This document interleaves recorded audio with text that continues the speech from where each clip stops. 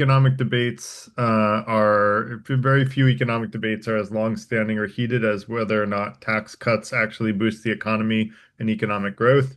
So, proponents of what's called trickle-down economics, the formal name for it is supply-side economics. Actually, I don't have a slide on this, but it's a funny story. Well, I won't go into it because I probably won't do it justice, but the whole idea that it's called trickle down economics was originally people poking fun at the economic concept. It was kind of making fun of supply side economics, but actually it became sort of known as that, and then people just accepted it. So the idea is that if you lower taxes on businesses and the wealthy, the idea is that it's supposed to spur investment, job creation, and prosperity for all. Others say that putting money into the hands of working families, or what I would call trickle up economics, I might have made that up, um, actually works stronger and creates more sustainable growth.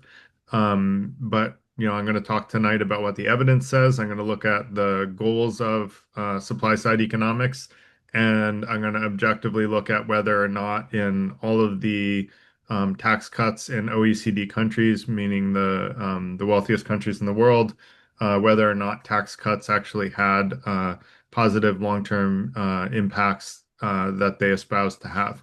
So, with that said, this isn't about left and right, although the right tends to support supply side economics. It's really about more learning about what works best for the economy and whether or not supply side economics is a viable economic tactic that actually achieves the goals that it sets out to achieve. So let's talk about what supply side economics is. I talked about it a little bit, but it's basically saying lower taxes on the businesses and wealthy means that you have more money to invest, and that investment results, and also that fewer laws and regulations makes it easier and cheaper for businesses to operate. It also says that producing more goods and services creates lower prices, and that jobs go up and the whole economy grows. These things actually do sound very logical. So there's a reason that people believe that supply side economics works. Um, you can kind of follow the logic there. If there's lower taxes on the people who make products and you make more products, for those that know basic economics, if you have more supply of a product, the prices go down because there's a lot of it to buy. So that part sort of makes sense. But they say basically that giving the money to the wealthy will trickle down to everyone else, and eventually get to people that are poorer. And you know, uh, I'll give like a tangible example. If well, you can read the slide. I won't. I want to kind of get through the slide so we can have a lot of discussion and debate. So, um, not debate, but discussion really. So next, I'm going to talk about, the commonly stated goals of supply side economics.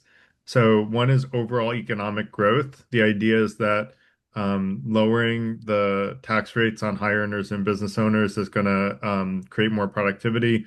It's supposed to increase capital investment, which means higher output and higher GDP, gross domestic product, which means that the U.S. economy is, or the country's economy is growing more. Next is that it's supposed to increase tax revenue because of growth. There's something called the Laffer curve, which basically says that as you decrease tax revenue, your um, your economic growth gets so big that even though your tax rate is lower, you actually produce more tax revenue. And we'll talk about whether or not these things are true one by one. Next is that it should improve, it's intended to improve employment and wages, meaning that companies hire more workers and increase wages so that the average employee is paid more. The ideal is that jobs are better paying and more stable. Next is called capital deepening and productivity gains. And what this means is that by lowering what's called capital gains taxes, which is when you invest money into stocks, then you pay a capital gains tax and also a corporate tax, which is how much companies pay. That encourages more investment because people who have money will invest that money because there's less tax when they make money on the investment.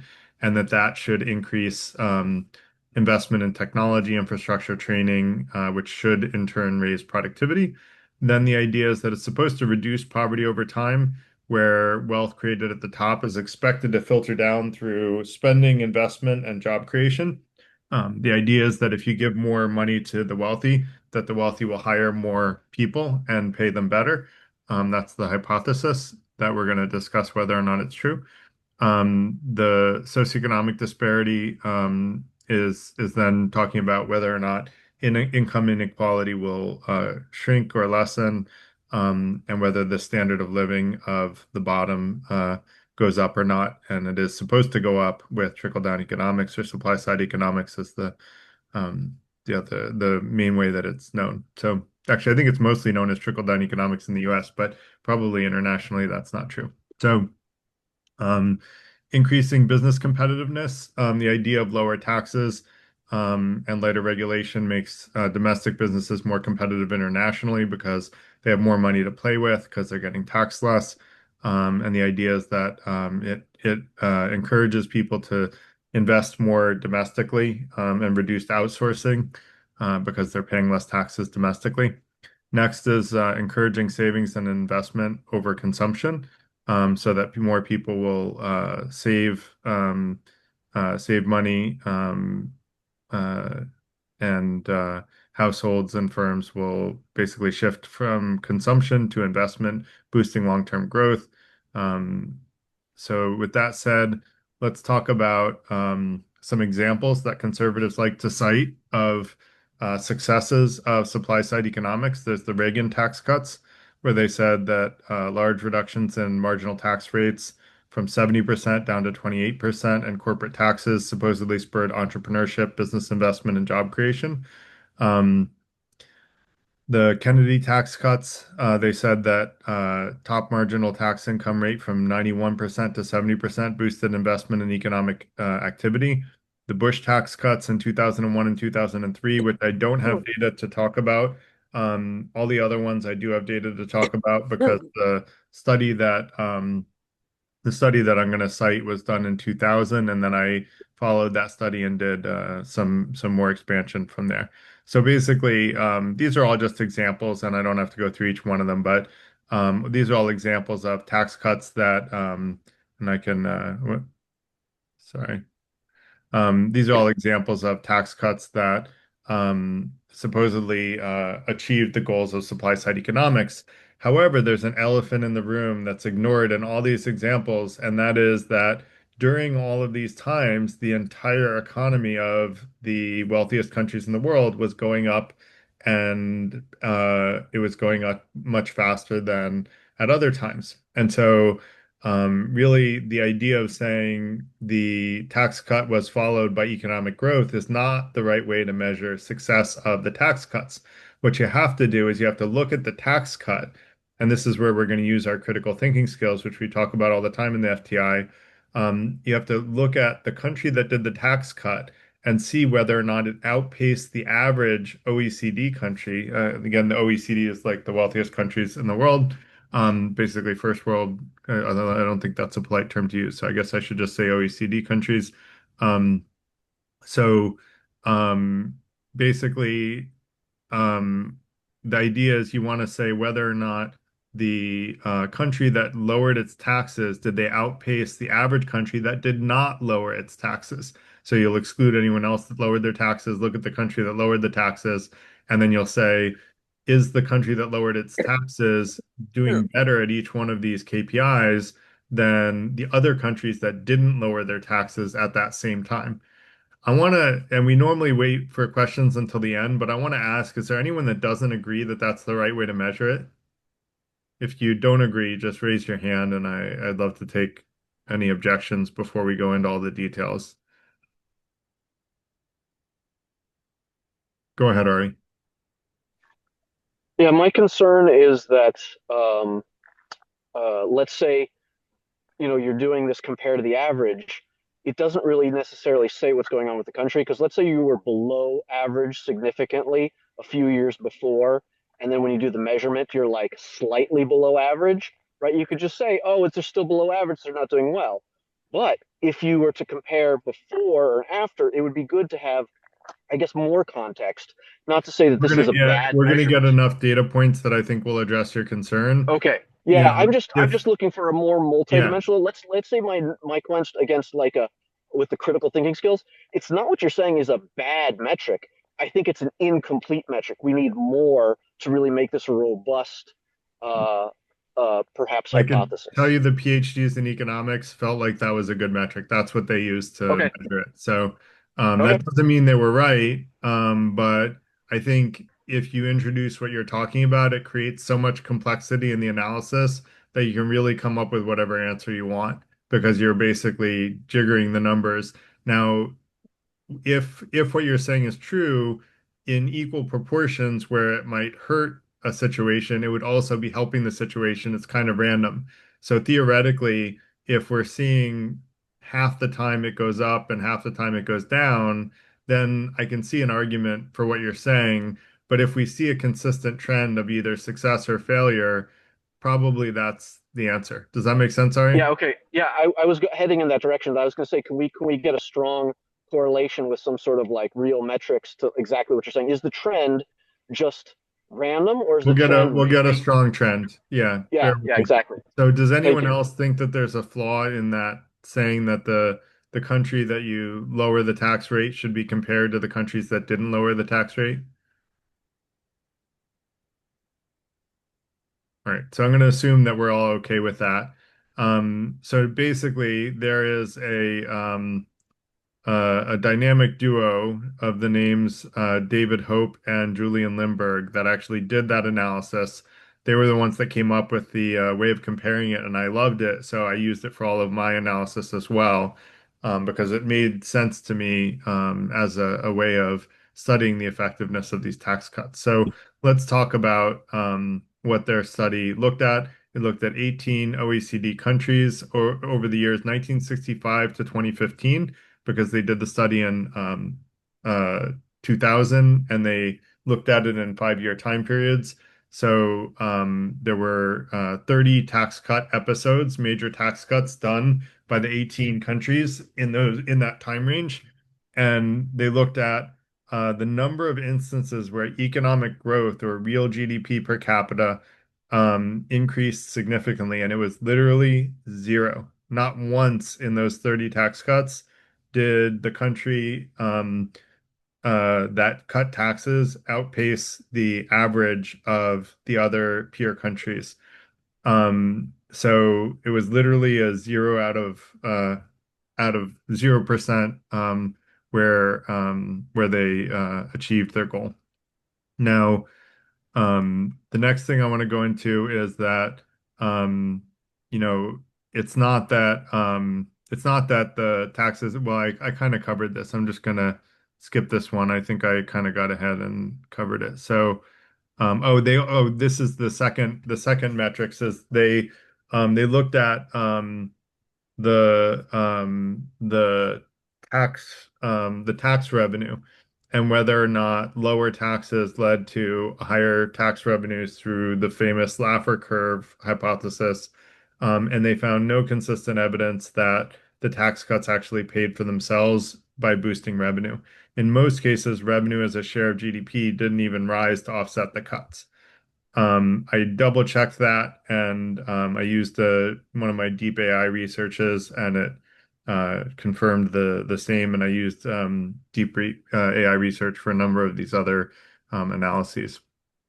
So next, what did Hope and Limburg not study? They didn't study wage growth, capital deepening, total factor productivity or labor productivity, poverty rates, and direct foreign investment. And so I analyzed those things so that we could take an overall objective view at all of the goals of supply side economics. Alan, we normally do questions at the very end if that's okay. But definitely hold your thought, take a note down, and ask it when we finish the presentation. By popular demand, people have always asked to wait for questions until the end so they can get the whole presentation. But I made an exception today because I wanted to be sure that our method of measuring made sense because I did all my analysis with that assumption. So If you want to take economics, so what I did is I took the economic uh, analysis of the Hope and Lindberg studies, and I took um, those 30 situations, and I looked at them using the OECD data and economic data, and I measured them for 5 years after the tax cut, which is what they did, and I compared the results with the peer countries that did not have tax cuts in that time period. Significant tax cuts. It's not just small tax cuts. It was, significant tax cuts so that there would actually be a noted economic output. So one could say, well, a small tax cut wouldn't really have that big of a change because, there could be other things outweighing that. So these are significant tax cuts, so they should have had the economic results that are desirable or hypothesized for supply side economics. So for wage growth analysis. Actually, in absolutely zero cases did a country that slashed taxes on the rich substantially strengthen real wage growth in the ensuing 5 years. So post-reform, it was either indistinguishable from lower than the average growth in comparable countries that did not have a tax cut. So if GDP per capita and unemployment don't show a statistically significant improvement after the cuts, then it's unlikely that median labor incomes would outpace peer countries. So that wasn't a big surprise, which might be why they didn't study it, but I just wanted to be sure, right? I want to, leave no stone unturned. And so I looked into it. Um, Next is capital deepening. So most tax cut episodes did not coincide with an outlier increase in capital deepening relative to peer nations. In many cases, the capital per worker growth was very similar to peer countries. Only in a small minority of episodes, there were 5 out of the 30 tax cuts, was there significantly stronger rise in capital deepening than peers. But 5 out of 30 times, it actually did deepen capital investments. So, major tax cuts for the rich failed to spur, when you talk about productivity, superior productivity gains. And in the 5 year windows after the tax cuts, total factor productivity either rose or fell in line with trends comparable to countries that did not cut taxes. The detailed data is available. I will share the slides after this, but this basically says again that the productivity didn't increase. Next is poverty rate analysis. So, where there was reliable OECD data on poverty, there was no evidence that the tax cuts were actually reducing poverty. It actually did the opposite, which it was not surprising to some of us. Poverty increased relative to peers in the countries that had those large tax cuts. And that was consistent with Hope and Lindbergh's original macro results, where uh, there wasn't enough growth economically, and also consistent with broader OECD reviews that show no systematic poverty declines associated with these types of reforms.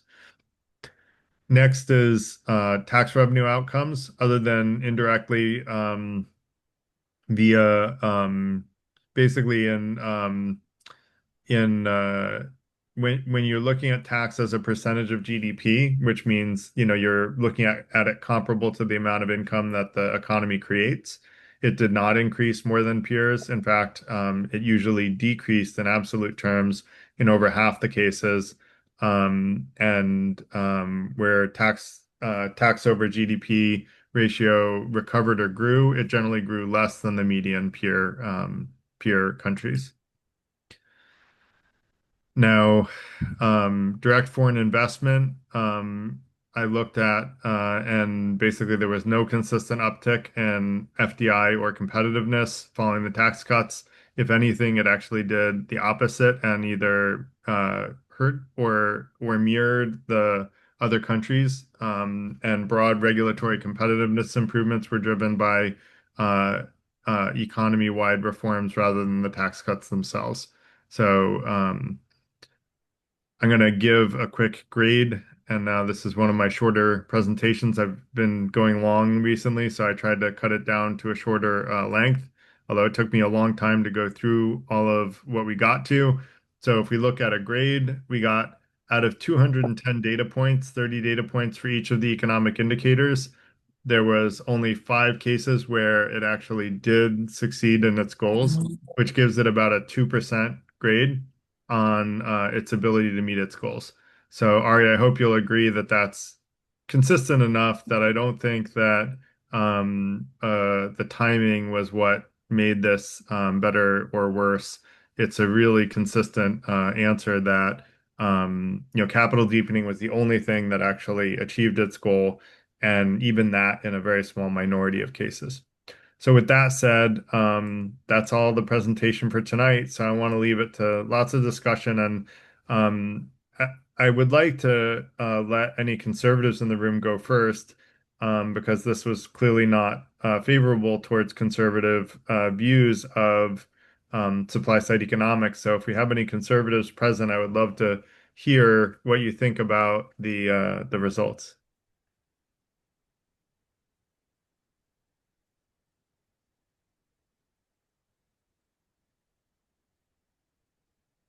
All right, I'll leave it open to anyone else that wants to raise hands, ask questions, make comments, whatever you want to do.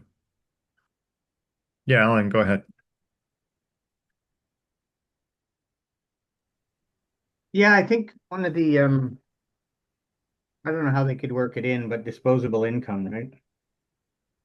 Would have been nice to see because drives what drives the US economy is consumerism.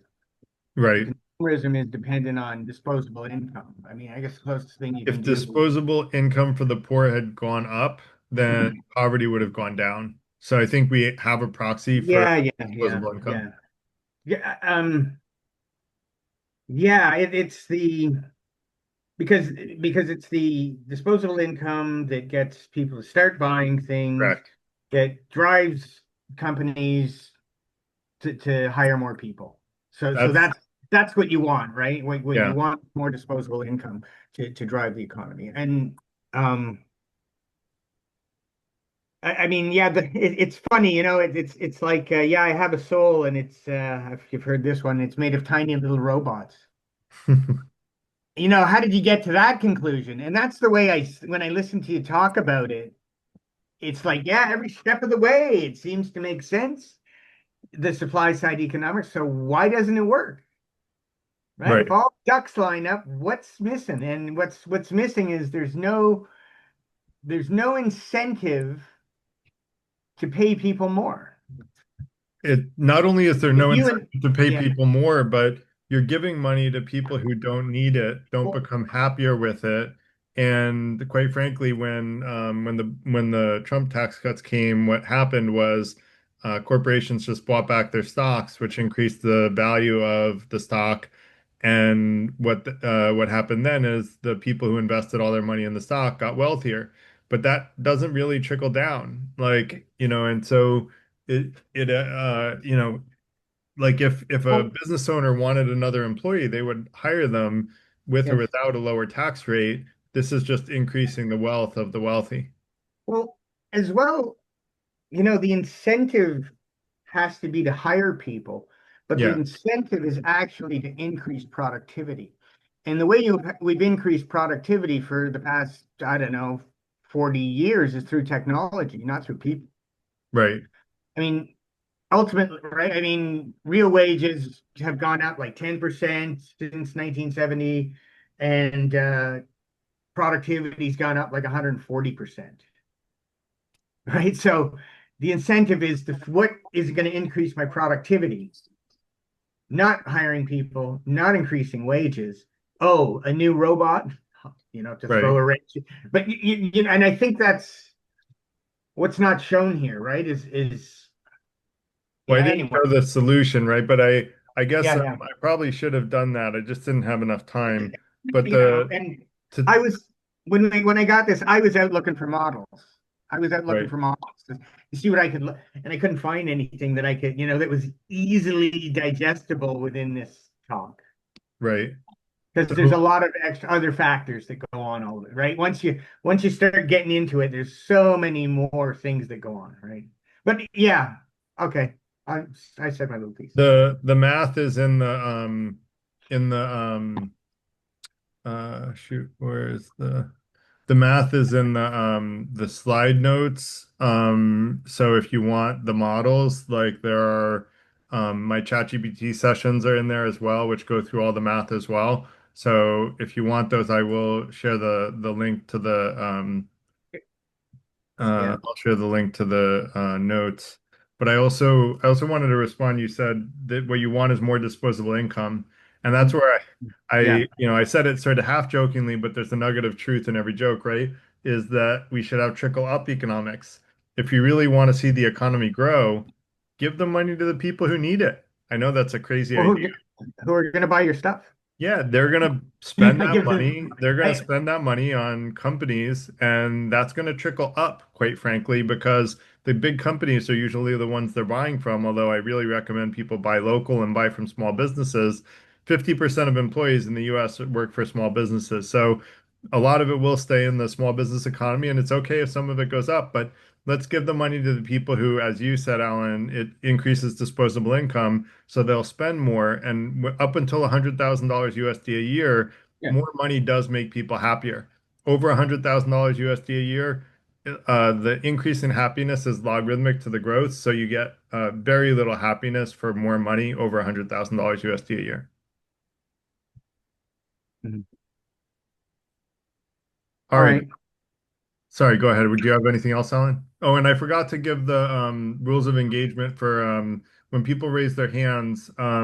Limit each time you raise your hand, comments or questions to one at a time, and the length of your comment or question to 2 or 3 minutes initially. And then if you want to respond to what anyone just said, just jump right in. Like everybody's welcome to jump in, but keep your comment to 20 seconds or under if possible, so that it's just a quick response and we can kind of keep the conversation going.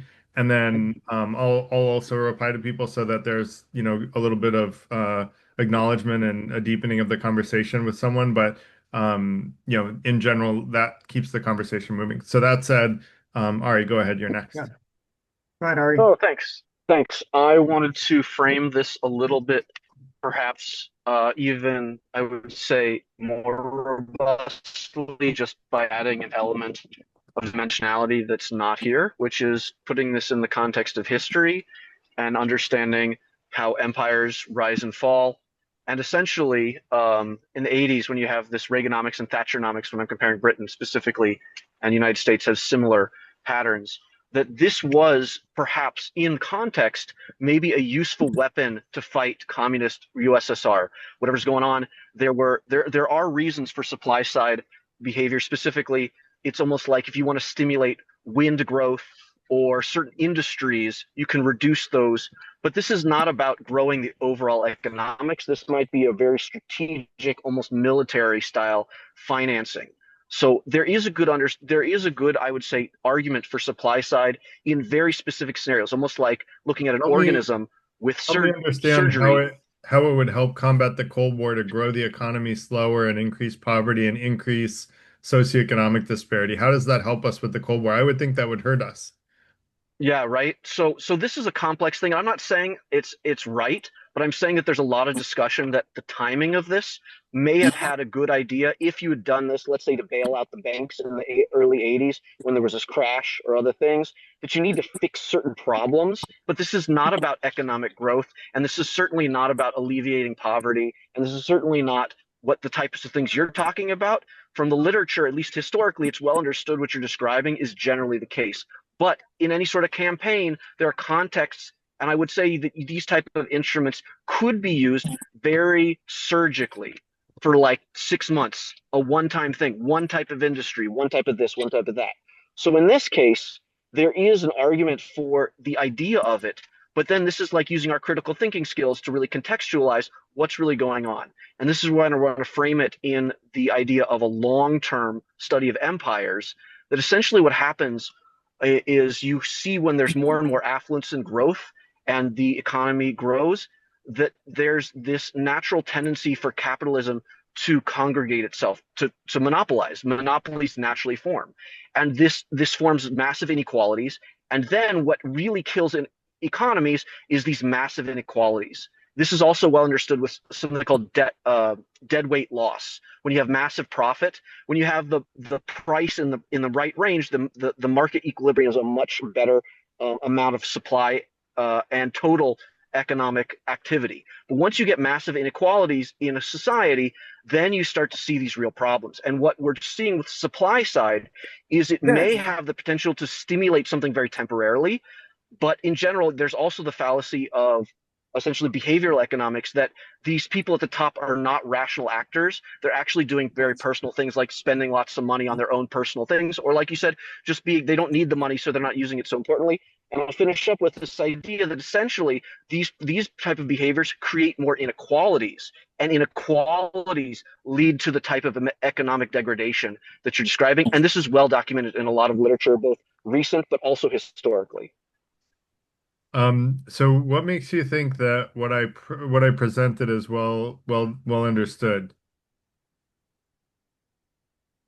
Uh, I guess his people who study in the literature that I read, maybe it's a little bit more multidimensional, but things like philosophers that are studying empires and the rise of certain types of classes, like the Roman Empire, the Greeks, essentially see what the time and time again, when a society gets really affluent, it becomes top heavy, and then when it becomes top heavy, it falls over. And so this, That's a separate question as to tax cuts and the impact of tax cuts, which is all we're talking about tonight.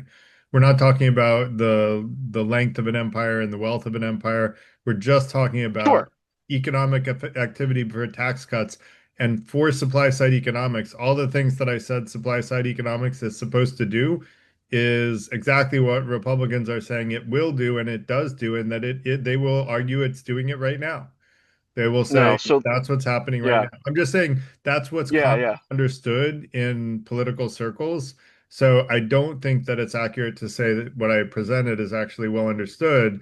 I think that the study that I mentioned is like out there. And so people who have read the study and actually gotten knowledgeable about the literature would know that. But I don't think that it's well understood in, by the average fine. person, by the average citizen, or even by the average politician. Well, let's break it up. Let's break it down into what is well understood and what's not. What's well understood is that more inequalities in a society, especially top heavy, lead to a dying economy and a shrinking of the economy. So essentially, it's not a functional system.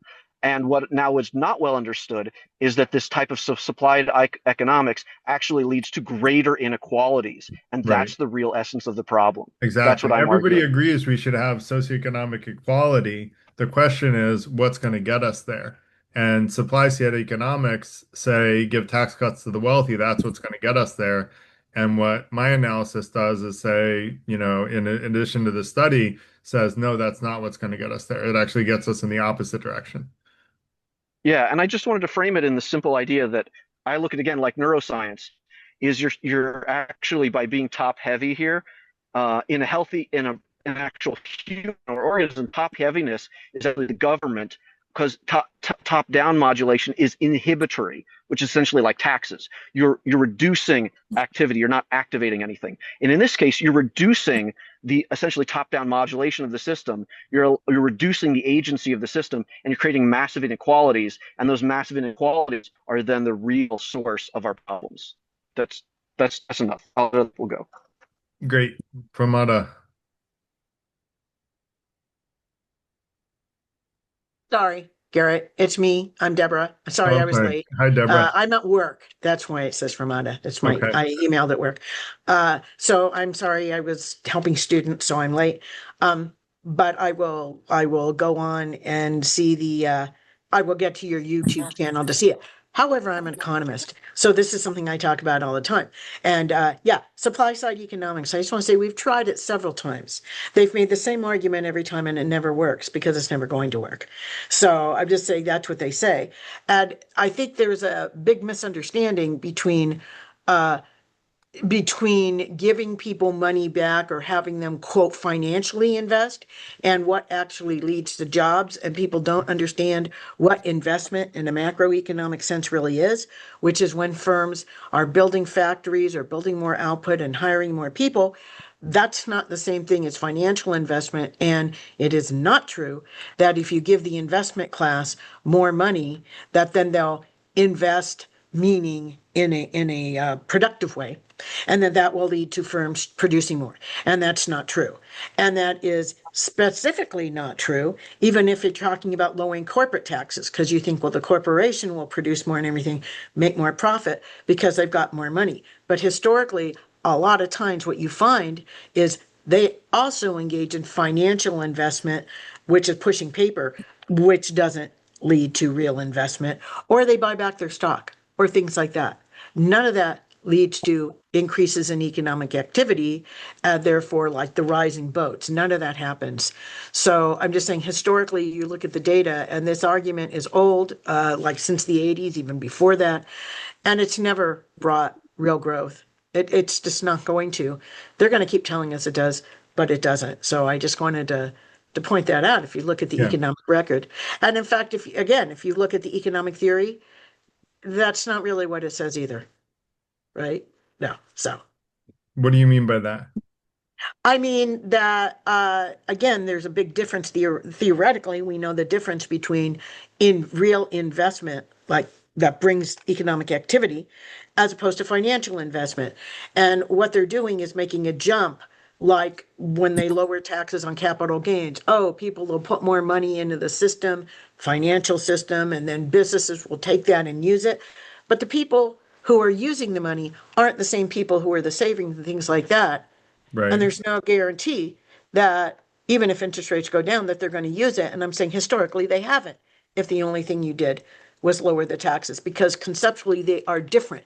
So they say, oh, the theory says they'll invest more. No, you're misunderstanding what investment means. That's what I mean. It's So you're saying possible, but they it doesn't invest happen. more in that they put money into stocks Yes. instead of investing more into factories and Well, farms the and idea is when there's more money for stocks and things like that, that firms will then put more stock out, or they'll do more things. And then the firms are the ones that do the real investment that grows things.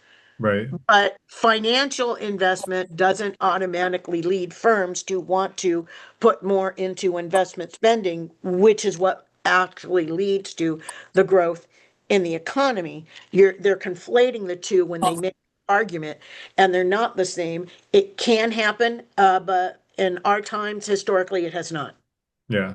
And that what I'm curious about, Deborah, because you're an economist, like aren't there economists that teach supply side economics? And like if so, like this study wasn't that hard for me to find. Like why are people still pushing supply side economics if the data says that it doesn't work? Well, when you say do we teach it, I mean, I don't have a class all on only supply side economics. When I talk about growth and the taxes and things like that, in fact, when I talk about the multiplier model, yeah, I bring this up, and that people have said that according to a basic multiplier model, if you lower taxes, then people have more money and they, blah, blah, blah, blah. Right. But again, what we have to get deeper into it is look at the financing. And again, the difference between saving, which is what we call financial investments, really you're saving, and investment and things like that. So yeah, I teach that, and I know most of my colleagues do, but I definitely say, and therefore it can work, but it's not going to be as strong as you think. And in fact, the data is you could do this or that, and they usually do that. So you do not get growth. That's not what has been happening in the data. So I Right. mention it, and I assume other macroeconomists do, but I would say that most people arguing vociferously in favor of this don't either they're lying to you or they seriously don't understand it. Like, for example, we know Stockman cooked the books, right? Right. So, I mean, I specifically will tell my students, look, according to the multiplier model, it looks like if you increase government spending and lower taxes, you should get a big increase in output. However, that forgets the fact that you got to finance the government spending. And how do you do that? And that's going to cut it. In other words, you're being too simplistic. And I show them that, and that the numbers have to work out perfectly, and then they never do. Right. So Stockman, for example, under Reagan, was lying when he said this is going to work. Yeah, even his numbers said that it's not going to work. You know, Mhm. when the moon Yeah, is I'm in the just seventh thinking house, maybe it'll work, but it won't in reality. University of Chicago is known for Chicago School. Yes. Isn't that supply side? And then Yale, I understand It's also. free market. It's not necessarily supply side, but they're more, Milton Friedman, free market, things like Right. that. Um, and yeah, some of those people might argue in favor of it. Why? I mean, look at the stuff, like you said, look at the data. I mean, it Yeah. doesn't. That's the part that baffles me. Is like when it was so clear to me, like when I did the research, I came into it not knowing exactly what would come out, but it just was so clear that I was like, wow, I don't understand why anyone would push this. Well, I guess because, I mean, again, if you look, especially a simplistic model, but if you look at it, can it happen? Theoretically, it could if Right. people did this, this, and this, and this. So maybe that's why they're pushing it. But the reality is that's not what they do, or they do so little of it that the numbers go the other way. So again, no, you don't end up with more. You end up, as you said, you end up with less because this increases the output, but meanwhile, somewhere else down the line, you're decreasing it, and that's the bigger effect, Yeah. right? And then so they don't tell you that. Maybe they're pushing it because they're like, no, but the theory says it can happen. Yeah, but yeah, it can, but it never does. I mean, again, look at the Right. data. It hasn't so far. So what Yeah. makes you think it's going to now? Or and let's be honest, when you get more inequality, someone's gaining, right? I mean, Right. the people at the top are gaining, so they're going to keep telling the people who are poor that it's going to work, so they'll let them keep doing it. I Hmm. mean, to be cynical, it might just be Yeah. that. It But might I be mean, that. like I said, Yeah. Stockman actually, I mean, they just lied. Why did they lie to people? I think Reagan really believed it was going to work. But these other people, they knew, but he cooked the books. He lied about it. I don't know why you wanted to do that, but, you know, I don't know why. I think most people are for it because they're ignorant of what I was saying. The people who aren't ignorant, why do they say? Why do they go for it? I don't know. I mean, to help themselves and their class, or wishful thinking. I really don't know. But I think the Yeah. majority of people are ignorant. They don't Thanks. understand it, and they think it will work Yeah. anyway. Thanks, Deborah. And it did make a little bit of sense, right? Like there is a logical argument there to be made. It just doesn't seem to work in practice. So I like the saying, I want to live in theory because everything works in theory. And like, unfortunately, we live Well, in the reality. people who So, have the money are going to spend it, and the people who own the factories are the ones who are going to do it. I could see people going, "Well, that makes sense." right. You But know, then people, when they have that much money, they're not necessarily spending more. But anyway, I want to let yeah. Jason go because he's got his hand up for a while. Thanks, Deborah. Yeah, I recall all the arguments that were going on about economics for decades. And one of the main points the supply siders always kept making is that, what would you rather have happen? Do you want the government to invest money or do you want and wealthy people investing money? So the idea was wealthy people would do a better job of using money. But what I saw happening, they were investing money in luxury cars Yep. and the art Right, market. They right. were actually helping Germany and Japan's economy in many ways. That's what I saw. And we had more imports in various ways. And the thing is, people were like wondering, okay, well, some of it works, why don't we have the trickle down effect? But that debate never really got fully fleshed out in the political realm. They didn't want to, say, well, we got some progress, but why not the progress that was promised before? So there Right. needed to be more debate. Yeah. Well, they don't want to talk about it because it doesn't work.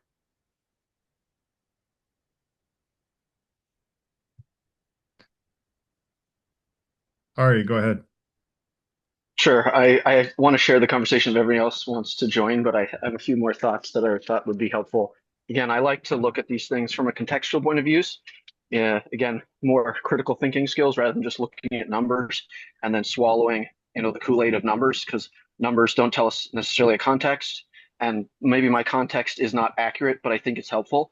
And I was thinking along the lines of the idea of saturated markets versus unsaturated markets, specifically like, let's say, go back in time and there's this idea of solar power, but industry wise, the technology is still new, it's very expensive, and cost wise, it's not really going to take off. But we know as a country or as a society that this could be really beneficial for our society in the future. So we want to stimulate that. So what we do is we remove taxes, from this. And this allows new people to enter the market and then be competitive and actually do what I forget her name, that was speaking actual real investment, doing things, building things, making things happen. But when you have a very saturated, wealthy person already, extra money for them marginally is going to do very little. And even if you hold, then the next point that I want to make, which is you hold by this beautiful logic of theory of how people should behave. And, rich people are rich because they know how to invest and therefore they're going to invest better.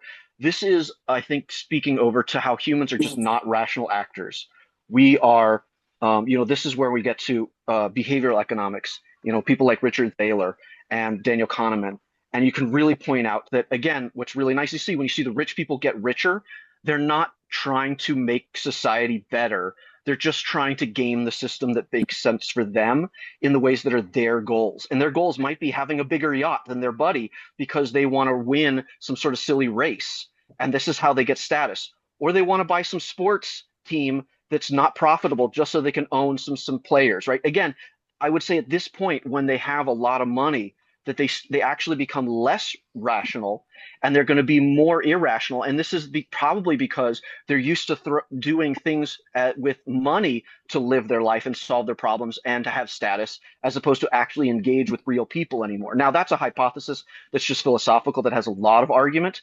But again, the real data that we can say from behavioral economics is people are not rational actors. And so to assume that they're rational actors is a huge mistake, right? That's what I would that's where I would end with. And again, go back to where you could do something again very useful, like surgical, is like adding blood to an organism. Maybe there's a limb that needs to be reattached, so we want that limb to get the blood or whatever it is, right? So if we want to stimulate specific types of growth in specific situations for certain things surgically, these things can have a real use, but this is not what we're talking about here.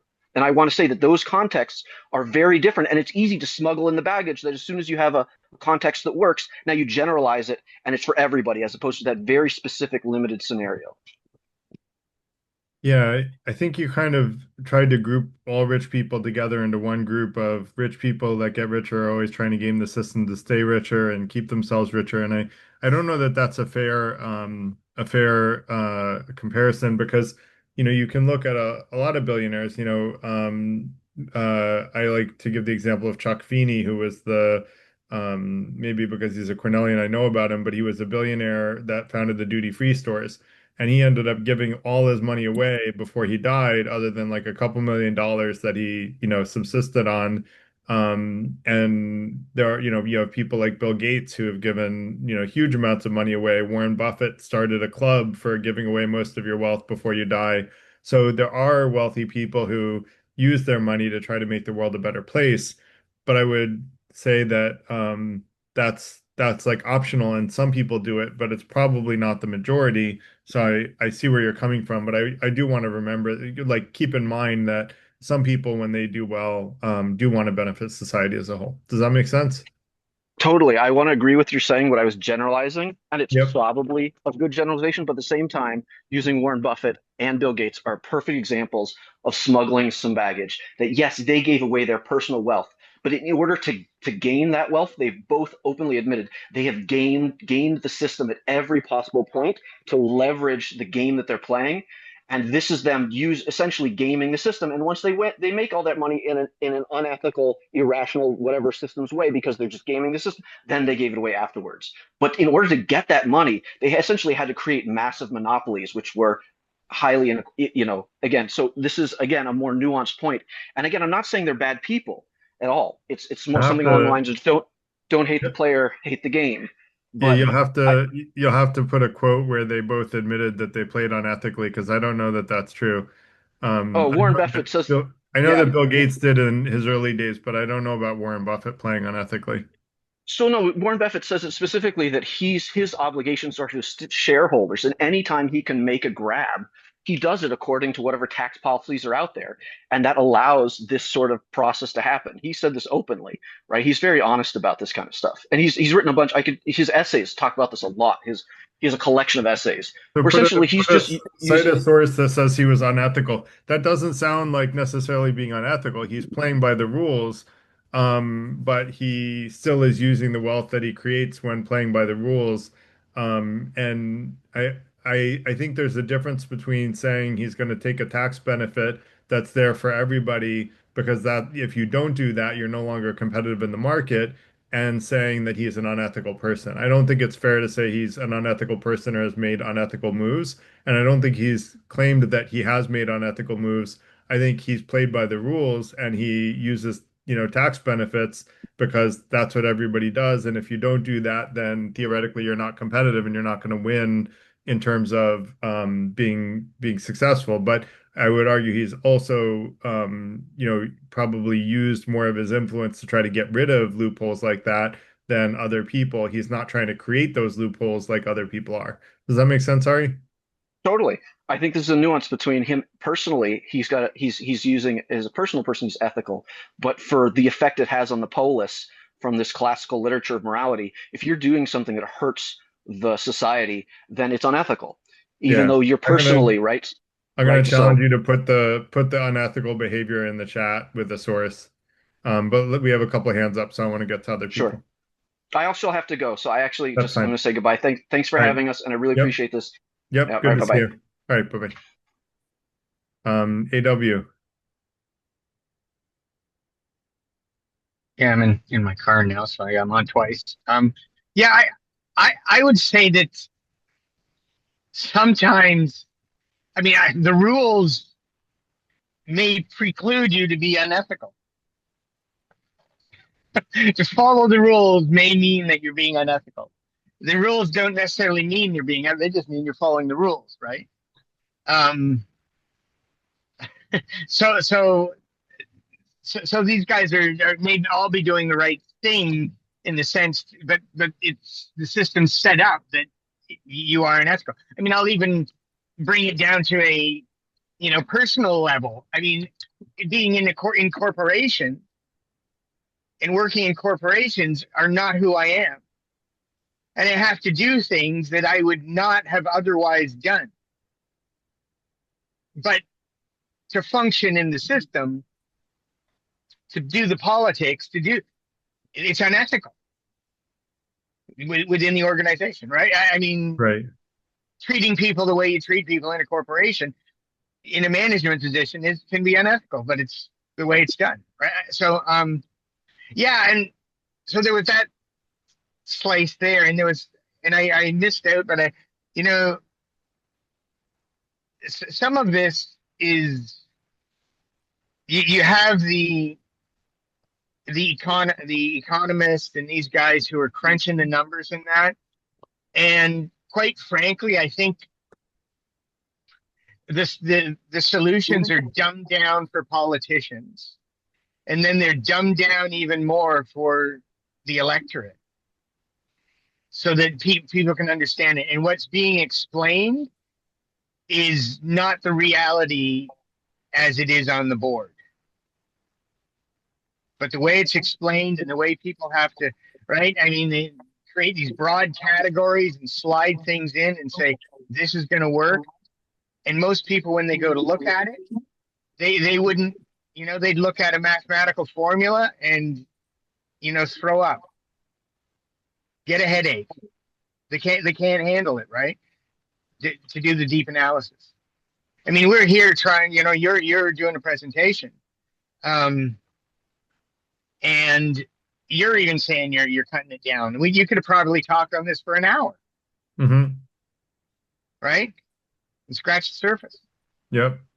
But anyway, and I think that's part of the challenge too, is you're telling a story that people want to hear, and that's all it is.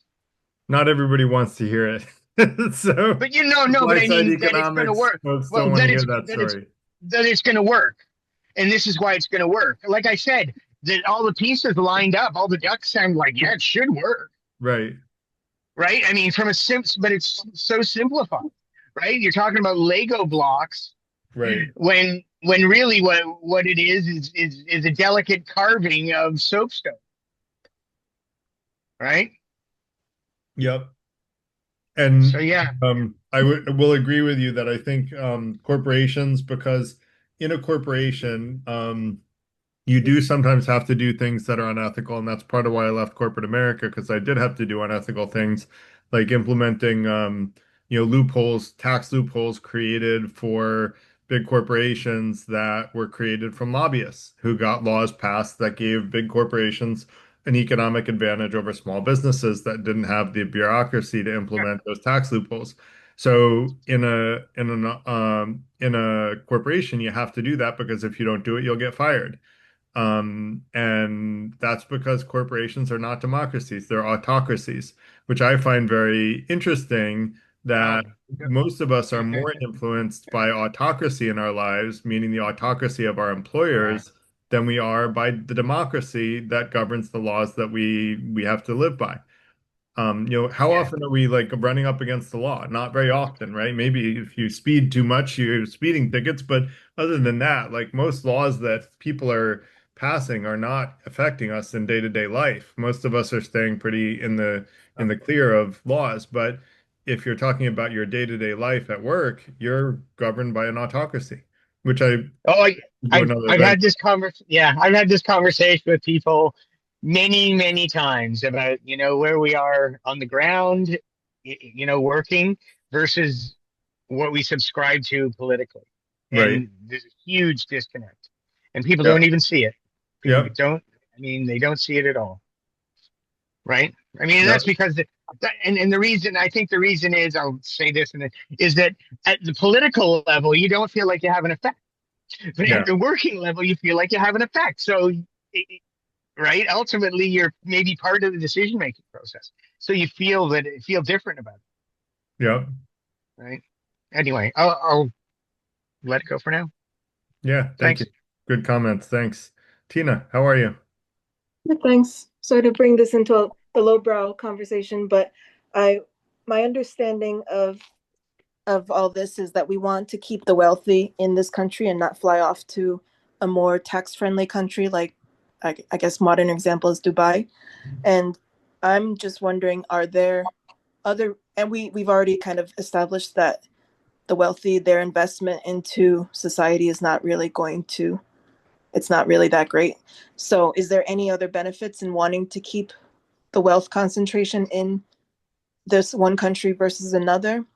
Because I can only think of one example. Like if Larry Ellison decides to say, I want to go, and he takes all his databases, obviously that's not a good thing, but just putting a general question out there, if anybody can think of anything else. Yeah, I mean it's the tax revenue that people want from the corporations, but with offshore tax shelters, you have a lot of that's getting lost already. And the biggest of the big companies are paying very little tax by offshoring most of their profits and using corporate legal entities in low tax countries like Ireland to sort of tax shelter their income. So the other thing you mentioned about trying to keep the wealthy in this country, you have two things. One, that the very wealthiest aren't really paying taxes anyway. I think Elon Musk's tax rate is like 2%. And the reason is what they do is they have tax loopholes that allow them to basically have access to all their assets, but without taking income, so they don't have to pay income tax. And so they end up not paying tax at all anyway. So to your point, what's the point in keeping them here if they're not, really all you have is the consumption at that point. But the truth is, I did research on whether or not wealthy people leave when are high. And actually, the Nordics that have some of the highest taxes in the world have the highest per capita percentage of billionaires. So people don't leave when the taxes are high because they're wealthy. When you're that wealthy, you don't really, you're not moving countries because of the tax rate, you're living where you want to live because you can live anywhere you want without worrying about money for the rest of your life. Does that make sense, Tina? Yeah, I guess the Nordics, the only thing I can know about them is that they have a lot of oil money that makes life kind of good for everyone. Well, if you're splitting the oil money amongst the population, it makes life good for everyone. But I don't know if Mm, all the Nordics yeah. have oil money. That's something that I don't know. Um, I'll have to I'm check. only thinking of Norway, possibly Yeah. Denmark. I'm not sure about Sweden and No, Finland though. no, Norway. Yeah. Yeah, but I Natural think gas. all of them have high yeah, Norway. So only Norway has oil money. So that's the only one. Um that said, AW has his hand up and then we'll go to Yeah. Charles after that. Um, I about that moving away, Tina. And correct me if I'm wrong. I thought once you got an American passport, you're an American. You're taxed for life on your worldwide income. If you stay an American citizen, you are. Yeah, yeah, yeah. But And if well, how do you not become an American citizen? I don't think you you just you revoke can it. get rid of your American citizenship, which a lot of people do. Okay, Yeah, okay. Yeah, I mean, yeah. I don't. Yeah, I think if someone does, I think if one of those guys in one of these companies does that too, the backlash may have negative consequences on their business anyway. Probably hmm. more so than the benefit of going and getting taxed at a lower rate, Well, right? the I truth is mean, that if they're at that level, they're not paying tax anyway, because what they're doing is yeah, they're yeah. borrowing against their assets and they're just paying themselves from loans against their assets. And so they're not paying taxes anyway at that level. So If you can afford three tax accountants at $150,000 a year to work for you, you're exactly. paying nothing. You're Yeah, paying nothing at the end of that, or exactly. they're fired, right? Yeah. You get your money's worth out of them. Yeah.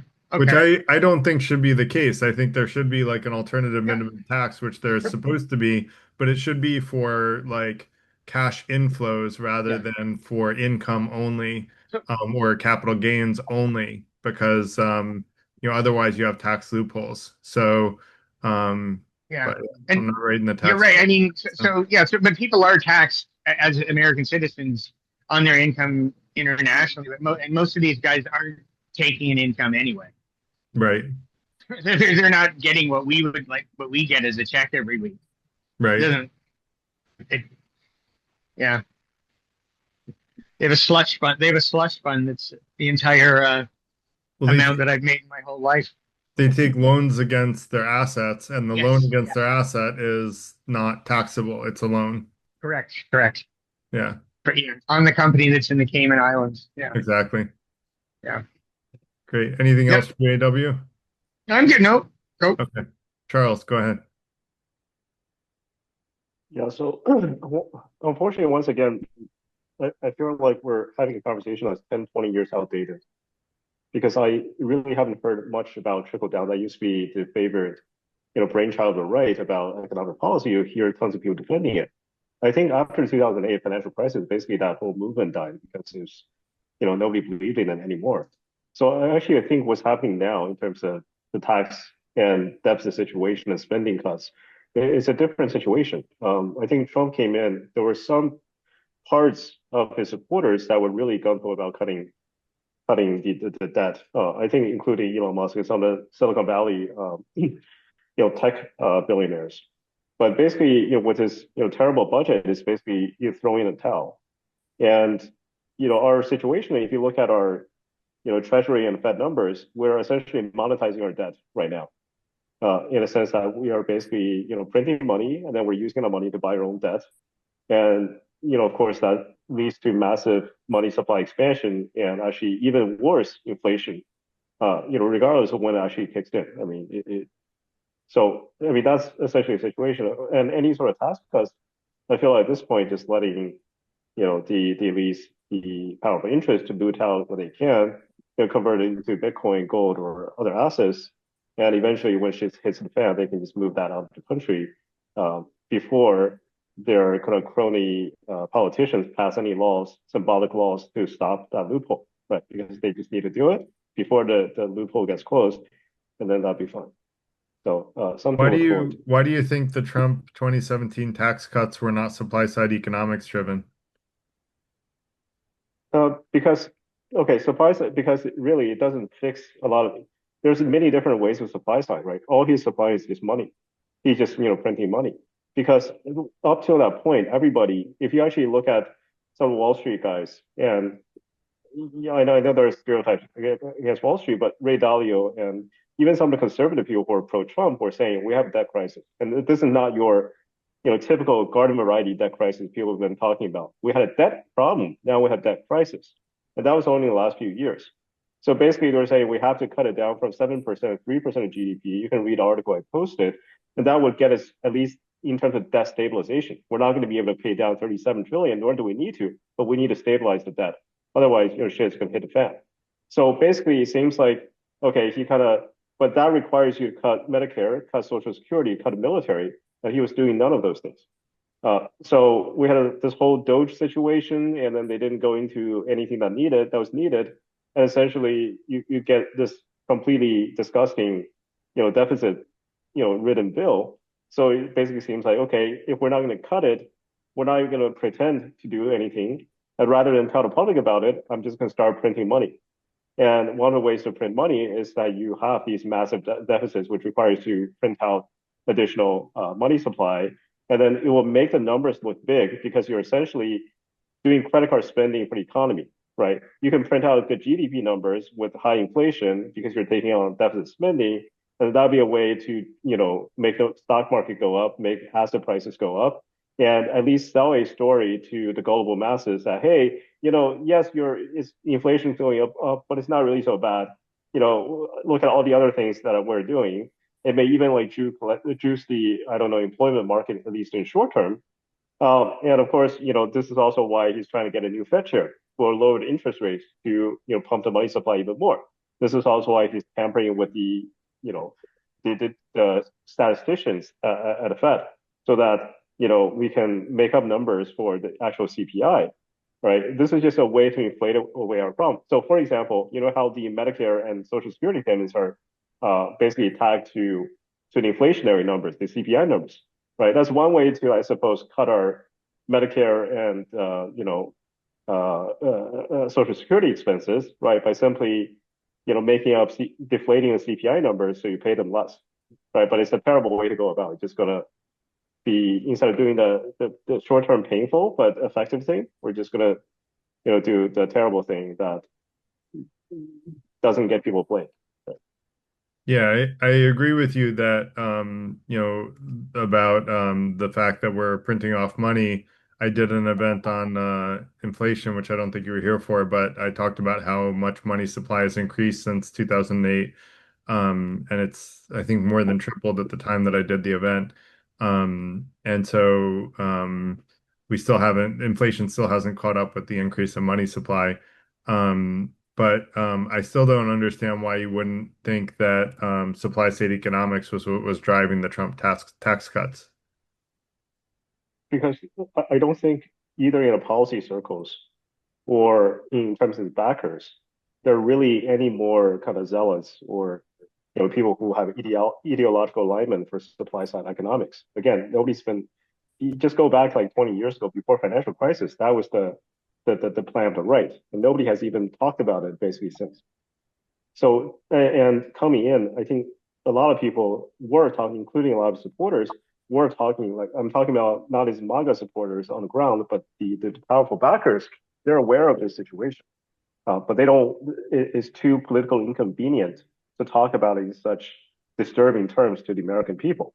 So you had a Doge. I mean, that was one of the intent was to kind of see if we can cut, and then they couldn't do it. They didn't have the balls to go to Social Security, to Medicare, to the defense budget. So now it's basically like, well, if we're not going to do that, how are we going to pay down the debt? Well, look at their numbers in terms of who is buying. They had to roll over $8 trillion of debt this year. Yeah, look who's buying the debt. It used to be we have a certain proportion of foreign buyers. But now basically the foreign buyers are like, okay, you guys are just going to print money. So the foreign buyers has really started to dry up. There's still some, but massive decline from before. And now it's just us printing the money to buy our own debt. And that's basically just another way to, print money and inflate away our debt. But that's going to lead to a vicious cycle. Once you're on this train, it's very hard to stop. And uh, it's just going to keep going until something blows up. And it's going to make 2008 look like a picnic. Yeah, everything I researched, it says that the 2017 tax cuts were supply side economics incarnate. So, but that if you have a source that says otherwise, I would love to see you post that in the chat. But let me let Deborah go next. Hi. Well, all I was going to say was that I think what Charles was saying is a lot of what actually does happen, but the rationale, for example, Trump, when he just ran this last time, the rationale for lowering these taxes, what argument are they making? They're saying it's going to make our country stronger and we're going to grow so much and right. And same with the tariffs are going to, they're pushing it as supply side economics. They may not be using that word, but they're justifying their justification is exactly that same argument. So I disagree where it says trickle down died. They might not use that word. Then the question is, do they know it's crap and they're just trying to say this for the masses, or and they're being cynical or not? I don't know. I don't know what Trump really believes or some of those people, but you hear his economic advisors. I mean, what are they going out stumping for this policy? You're right, Garrett. This is exactly what they're saying. The same stuff that it's going to grow and make the country greater and that we're going to do better. And, we're going to make so much on these tariffs and from these tax cuts and blah, blah, blah. We're going to be rolling in money and the economy will grow. That's what they're saying. So I don't understand why someone is saying no one's talking about trickle down and it's dead, because no, it's rearing its ugly head. And the idea that they're increasing government spending and they're going to have to, what he's saying, yeah, that's what happens because it doesn't work and it doesn't grow the economy. And so if you're going to increase government spending, right, then you're going to have to put out more debt and more. That's what actually happens, but I don't think that's what they're arguing in public, right? Anyway, yeah. And he wants to get rid of the Fed chief, right, to lower the tax. But I don't think that Doge was just about, I don't think that's to cut government spending. I think that's to politically take over. And I think that's political. I think really it's to get people who know what they're talking about out of there and get his own cronies in there. Yeah, maybe to lower the government, but they didn't really save any money. I don't believe that's about cutting spending to offset the debt or anything. That's about taking over politically, I think. Yeah, So, and go ahead. Did you want to respond to that, Charles? So I'm typing something on the chat. So the difference is that there actually used to be true believers of supply side economics or trickle down, and says they actually believed this would lead to job creation, was good for the economy. The difference here is that nobody, even the people pushing this, they don't even call it anymore. They don't even believe it's going to lead to job. This is just about financial window dressing, so the numbers don't look bad, at least for 3 years before he leaves office. I mean, I think that's the big difference. So I do think if we call it trickle down, it would actually conflate things more than just looking at it for what it is, which is quite different from what it was. Really think, because I was saying I don't know if they really believe it. That's their argument, but you're saying that's just crap they're telling us, but they don't really believe it. They don't. I mean, they're not. First of all, they're not even using trickle down anymore because that has basically lost the phrase. You're right. Many. Right. They're not even using it because it doesn't even have a rhetorical value anymore. So there's neither the conceptual support for it or belief in it, nor the rhetorical belief in it. So we might as well just call it something else, which is debt monetization. Well, they're not going to tell people. They're not going to tell the American people. Right. They're not going to tell people that, but it's important for us to understand what is happening. Oh, and I understand what you're talking about. Yeah. Yeah. And I would say that trickle down was as terrible as was before. It was done at a time where the debt was big, but it wasn't a complete issue. So that still had potential for some growth or at least to inequality. But right now we're at a completely different economic kind of period where we have a looming debt crisis. So it's like you can put everything else aside. This is the thing we had to deal with because the analogy is that we're basically, very close to a heart attack. Because we keep putting shit into our bloodstream and we continue to do it. So it's not like we don't know for sure we're going to have a heart attack tomorrow, but we're basically on the edge of it. And if we don't fix that now, we're going to get it sooner or later. I mean, that's the problem. And what Trump's doing is essentially injecting ourselves with morphine so that at least the numbers don't blow up right away. Once he leaves office, who knows? If he leaves, I hope he does. Yeah. Yeah, but remember, this trickle down is kind of what put us in the big debt crisis in the first place. I mean, the government spending with this policy.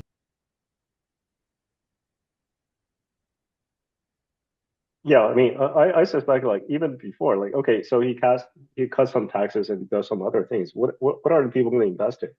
Like there isn't even any kind of tangible things he's pointing to, because his whole tariff thing has also kind of poisoned the whole investment environment for businesses and industries, because they don't have the financial and economic certainty or predictability. It's counterproductive.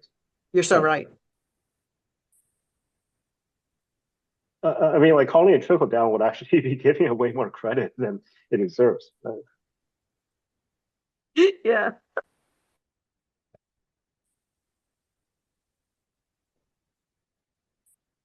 Anyone have other questions or comments? I'll just say, Charles is kind of, it's kind of scary because you're blatantly saying that they're so cynical that they really don't believe this and they're just lying to all of us. But on the other hand, them lying to us is that a big surprise? But I wasn't quite that cynical, but he's probably right. Probably true. I agree. Actually, the term trickle down economics comes from the 1930s. Will Rogers, which was he was a humorist. He said during the Great Depression that money was given to the top, quote unquote, in the hopes that it would trickle down to the needy. And he actually was mocking supply side economics when he did it. And then Democrats in the 1970s and 80s revived the phrase trickle down economics in sort of trying to counter Reagan's supply side economics theories. So that's kind of the history that I didn't remember in detail before, but I figured I'd pull up while we had a few minutes. And I think Will Rogers never met Donald Trump, and people know what that means. No, not in this life.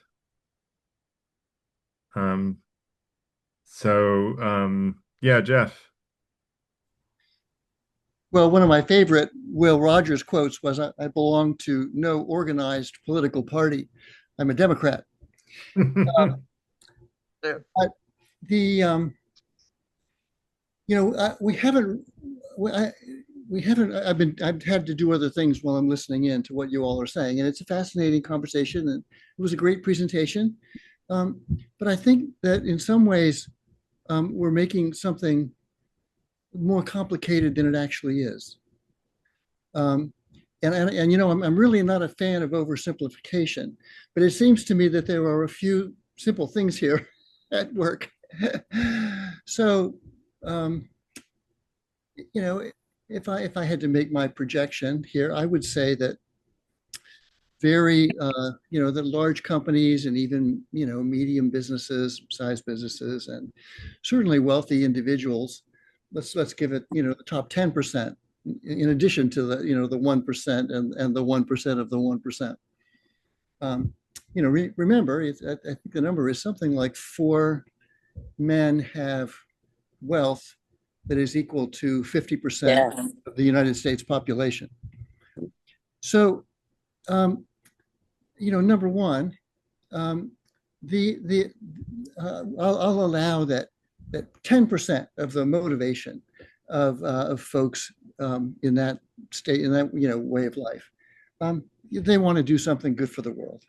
I'll give them that. But I would expect that about 90% of their motivation is to get more wealthy most of the time.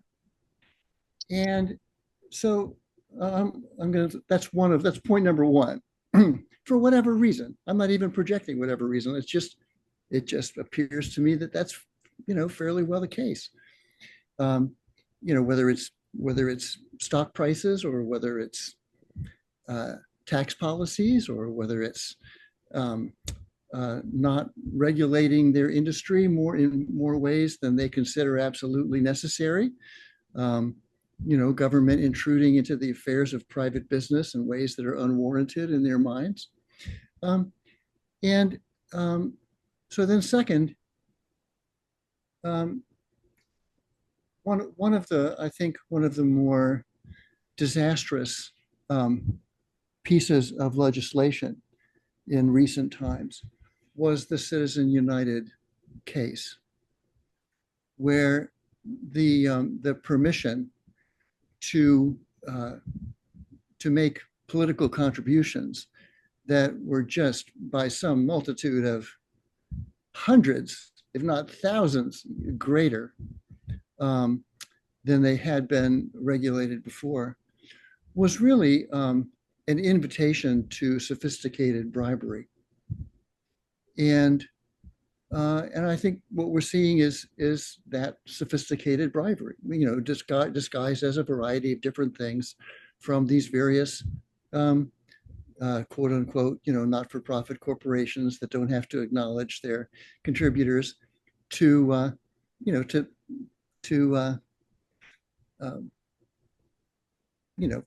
$275 million, being donated by Musk to the Trump campaign. Yeah.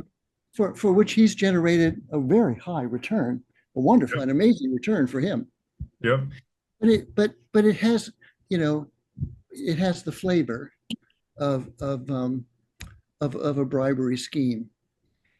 And so it seems to me, without even going any further into it, because I was a player in DC in the time that Reagan was, and all of his cronies were advancing this supply side economics argument. And I can tell you, nobody aside from his people actually thought that this was some sophisticated economic strategy to grow the country and reduce the deficit. This was a way for rich people to make more money. And if anything, the famous phrase within the Reagan administration was "starve the beast," was actually put the federal government in a position where it would be so far in debt that it would have to reduce the spending on a whole variety of different social programs. And that was common knowledge. So it's really a way, it's really a political thing because they believe in small government, to force the government to get smaller as opposed to an economic policy. Is that what you're saying? When the government's smaller, it takes less taxes to fund it. And when the tax policies are easier for large corporations and even medium businesses and wealthy people, it's easier for them to do business in the country and get richer. But that's what it wasn't really an economic policy. That's for them. That's what the policy was really about. Is what you're saying, right? I can tell you that, having worked in Washington in those days, it was a PR scam. Right. It's not a legitimate theory. Then and you can, every way you looked at it, it looked silly. But you can trot out, as you can today, any number of PhD, economists who will explain it to you. And not many are legit, but yeah, they're all sort of the Ayn Rand, persuasion. And the wealthiest are the smartest, and they're the ones who should be running things, and so we should all bow down and help them do it. And so that's all I have to add to this. But I think when we spend too much time trying to sort of make the case and knock it down for something that is actually really just kind of a fool's game, that we can twist ourselves into all kinds of things, with data. And just look at the one chart from 1981 to today, as in the start of the Reagan administration today, and from left to right, look at the income and assets of the increasingly more wealthy, Absolutely. and look at the income and assets over the decades of the rest of the country, especially the middle class. Absolutely. It's adjusted for inflation. It's a straight line from left to right, and the other one is for a while kind of a slightly up and down 45-degree curve, and then in the last really or decade or so, it almost goes straight up. And that's just I'm not a person. Garrett knows I'm not a person who defaults to simplistic answers, and I'm not saying this is everything, but it's worthy of some fundamental consideration. Yeah. No, I hear you, Jeff. I just think that it's worth making clear to people that it is a farce, and that if you look at the data, that the things that Republicans are saying supply side economics will do, it doesn't do. And I think that's worth noting, right? So that people won't fall for it, because I think a lot of people are falling for it. There are probably a lot of people who right now think that the Trump tax cuts are why we have a good economy. And although it's not so good right now, all the people I know that are job searching are having a lot of trouble. There's no one hiring now, but that's an AI thing rather than an economics thing. So I'm not going to blame that on Trump. Uh, that said, I want to let Charles go, and we're probably going to end a little early tonight. But go ahead, Charles. Yeah, so another reason, I kind of push back against calling it, supply side economics, because previously it kind of implied that there's kind of different positions, the left and right, and at least rhetorically speaking, the Democrats used to kind of push back against that. But if you look at the whole kind of deficit spending situation, the big beautiful bill, yes, sure, they make some nominal protests, but ultimately, this has bipartisan support, because it's that things have gotten so bad, neither party has any sort of courage to tell the American people what's going on, because they know as soon, like, there's two ways. Either you can do some hard work right now to tackle the problem, but in order to tackle the problem, again, you have to kind of cut some pretty political sensitive things like Medicare and Social Security and defense, I suppose, for especially people on the right. And I mean, that also cuts into jobs, right? And things like that. And in order for that to happen, you're going to get a lot of political pushback. So you have to kind of explain to the American people. But once you explain it, people are going to freak out, or they think people are going to freak out. So either they actually try to tackle it, or essentially they try to figure out another way to basically just keep the problem going, but getting worse without people completely freaking out. And that's kind of what they're doing. And this is completely bipartisan. And both parties have had terrible, records in terms of kind of pushing the debt forward. I mean, what was Biden doing in terms of the stimulus? I mean, part of the reason, and people knew, like, he kept the rates and stimulus checks going for far too long. And partly was political. It was even somewhat understandable, because Trump had pumped a bunch of money into the economy, and that made the economy, like, GDP numbers look good. So when Biden first came in, he was like, okay, I'm just going to keep it going for another half a year because I don't want to see my numbers tank, or GDP numbers tank, right after I come in. But it was obviously a disastrous thing and led to so much, inflation. And for as much as the Democrats are going to talk about we're for working people, I mean, I don't think anybody believes it at this point. But still, look at how much the inflation has basically crushed the working, basically everybody down from upper middle class are just feeling a terrible pinch, like people have never felt before for decades. And where's the honest conversation about what's actually going on, about where's our inflation coming from, what's our actual debt situation, what's required to fix it? No, there's zero honesty in terms of our rhetoric and the media. So I mean, this is the reason we have to go much more beyond just supply side economics is bad. Things are much worse than just supply side economics. So Charles, you said that this has bipartisan support. When you say this, did you mean supply side economics? I mean the policy of punting the whole kind of debt situation down the road, right? Again, either we tackle it or we monetize it. So basically, by the mutual reaction to Trump's budget, it's clear that both parties figure it's much more politically convenient to basically kick the can down the road, even though it gets worse and worse.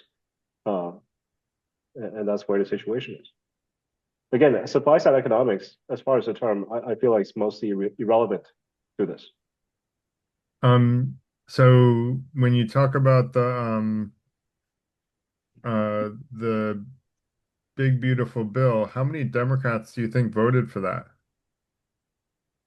I did not see much pushback in terms of media, because there are ways Democrats push back against Republicans or against Trump, right? They threw a they did like 4 years of impeachment on Trump the first time around, right? How much reaction do we get this time about the bill? They could have said any of the things I just said about why it's a terrible idea, but the How much reason did you watch they don't, C-SPAN? I don't watch the news either point. Okay, well, how would you have known about Democrats pushing back for it if you don't watch news? Because if they push back against it, I would have heard it from other sources. I typically, follow either professional sources or other. Like I would have picked it up on my radar. All I'm saying is that if the Democrats are not coming out and saying how bad our debt situation is, they're obviously not serious about pushing back. They did, and I saw recordings of them doing it. That's why I'm asking these questions, because they did. I think your sources may not be as good at finding the truth as you think they are. And 100% of Democrats voted against both the 2017 tax cuts and against the big beautiful bill, big ugly bill, I like to call it. 100% of Democrats voted against it, not anyone abstaining, not anyone voting for it. It was very party lines. 100% voted against both. So they were very outspoken against both, but unfortunately, they weren't in a position of power to be able to do anything to stop it because of the nuclear option, which has been used unethically and very much Okay, against the way the founding fathers wanted right. it to be used. Okay, Garrett, there's an issue of degrees. So let me ask you, how many of them actually talked about whether we need to cut Medicare, Social Security, or defense? How many of them talked about what's the amount we actually have to cut? How many of them Charles, talked about what is the current trajectory? you should look that up because I'm telling you, you're not seeing the whole story. You should look up, go to YouTube and spend an hour or so looking up what did Democrats say about the Trump tax cuts and the big beautiful bill. Just look it up on YouTube. You'll find there's a lot. I understand, right? It will blow off the debt. That's an easy thing to say. There's a difference of degree. Saying I this will, I keep the debt going, I all don't of want to those things. continue to debate it when you Okay, sure, haven't sure, looked sure, into sure. it, Charles. You have to look into it, my friend. All Like, I'm saying is that when I do bring up how bad the debt situation actually is, there seems to be at least somewhat of novelty for most people. I talk to, including you. So no, all I can say is that whatever message I they're putting actually out. have talked about it on multiple events. You just haven't been to the events. Okay, all But right, all right, fine. I also talked about how we can actually improve the debt for those that actually came to those events. I talked about a set of economic policies that would help us pay off and get a surplus rather than be negative. So if you want to go back to our prior events, take a look. Like look at the Freethinker Institute economic policy or something like that, and you'll see I do very much address the debt. We had a whole event on just the debt. So I hit it head on. And actually, it's very party lines. If you look at the expansion of money supply, 95% of the increase in money supply came from treasurers that were Republican appointed. Almost all of the increase in money supply. So Gary, this is the problem. This is not a left wing, right wing issue. Anybody in kind of financial But it industry is, or it is. no, they do, both of them do it. The Democrats do it as well. I mean, this is the problem. Like No, under the Biden, they did problem that is as you well. keep saying both parties are equally guilty, and the fact is the facts are not aligned with that. Like I'm trying to understand why you think that because the data, and I've done events on all these things, the data is not there. So help me The understand like difference in what terms you of think. party is almost Just let me finish. Just immaterial. let me finish. Right. Help me understand what makes you think that Democrats are contributing to these things when 100% of Democrats voted for both Trump bills and 100% and 95% of the money supply increase was from Republican appointed people. No, because I was here when Biden was president. I was here when Obama was president.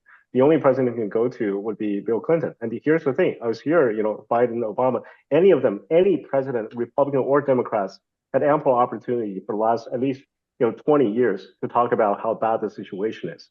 And they never, they'll talk about, yes, we have that problem, but not nearly to the degree of urgency and everything else about that. And all of their policies, I mean, I can give you all the kind of more professional kind of financial analysis of here's what they say, but they're just giving you tips of the iceberg. And here's what's really going on. Here's what they could have really done if they actually cared about these type of things. So there's a lot of things, that doesn't kind of measure up when it comes to these things. And the other thing is also what I don't like about the whole party type of thing is that take, for example, a lot of the money printing, for example, under Bush, that was, the financial crisis. It was bad, but he had to do it. And had it happened under Obama, it was basically a timing thing. You could have had it under Obama, and that would have made Obama's numbers look bad, right? So a lot of those, in terms of COVID, in terms of the great financial crisis, those types of things, I would say, Trump was partially responsible in terms of the terrible, COVID job. But still, a lot of those things are not a kind of political or economic theory decision making, but rather we had these events going on. So that would shift the numbers a lot. We could go on into all the details, but all I'm saying is that in order to tackle it, this is not a left wing versus right wing. They're both guilty, and we need to put a pressure for both parties to take this seriously. I agree we should put pressure on both parties, but one party has pressure on right now and the other does not. And only 15% of the increase in money supply was done before the economy rebounded from Because then you turn this 2008. into a partisan issue. And yes, the people who don't like the Trump Republicans will get behind it, but the people who are pro-Trump Republicans will see this as a partisan issue and not take you seriously. This also happens the other way around. Yeah. I didn't understand that, but that said, I do need to close out a little early tonight. I'm absolutely exhausted. I do want to thank everybody for coming, for your time, attention, questions. Next week's going to be a Socrates Cafe. I put it in the chat, but for those that didn't see it, next week is a Socrates Cafe with Carl. So we'll decide the topic the night of, and then the week after that, I actually forgot that I had this on the schedule, but we're going to be talking about whether or not high taxes make wealthy people leave the country, which I kind of gave the Cliff Notes version of my research so far, but I'm going to research it a little more heavily to be sure that I'm right and look for reasons I might be wrong. So that said, thanks a lot, everybody. Good to see you all, and hope you all have a good rest of your night. Garrett, thank you, Garrett, as always. Okay, this Thanks, is Jenny. Jenny. Thank you. All right. Bye-bye. Thank you, and Thanks. see you when Bye. you have the next FTI. Thanks. Bye-bye.